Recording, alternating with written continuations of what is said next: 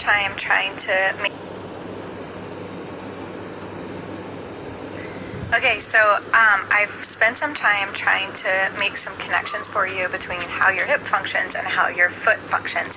And today we're going the opposite direction, looking at how your hip function is related to your rib cage mobility, because like I've said before, we like to divide things up into these neat little packages, but none of them function in isolation.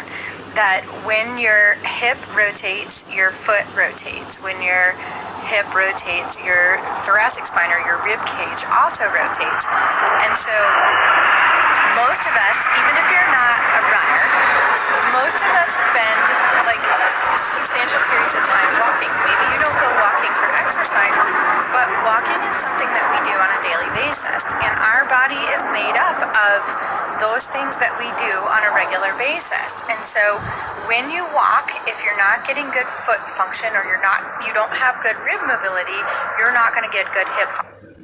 And like we've been talking about this week, if you don't have good hip function, it's going to have consequences for your abs, because those two have to work together. And if one is not on board, then the other isn't either. And so oftentimes we talk about hip mobility going straight forward and straight backward. And so today I would like to put out the idea for you that with any hip stretch you ever do, you can introduce rotation. It doesn't have to be these particular hip stretches. These are just ideas to get the ball rolling in your mind. But rotation is so key to keep us from holding tension. And that's where so many people end up with problems, is because they don't have the strength in a certain muscle group. And so to make up for that, they hold tension in certain places. And when you hold tension, somebody's not working, somebody's doing too much, and it causes problems. But when you rotate, you create the ability to lengthen and shorten. And when you do that on both sides, you can no longer hold tension. And just as an example to kind of help bring this home for you, like this morning I went for a run, and one of the things that I really focus on when I'm running is rotating, because it keeps me from holding tension in the places that I like to hold tension. And I haven't been for a run in probably about a week and a half. My husband was traveling for work,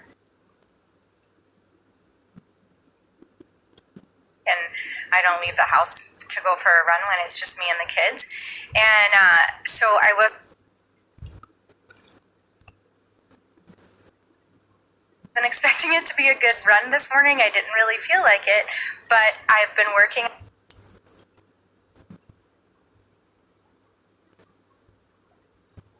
on my rotation, and I was focusing on my rotation this morning when I ran. That was one of the main things I was thinking about, and immediately it made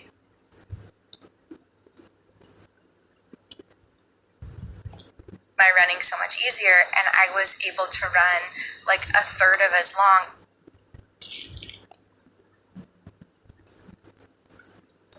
as I usually do, because it's easier when you're not holding that tension.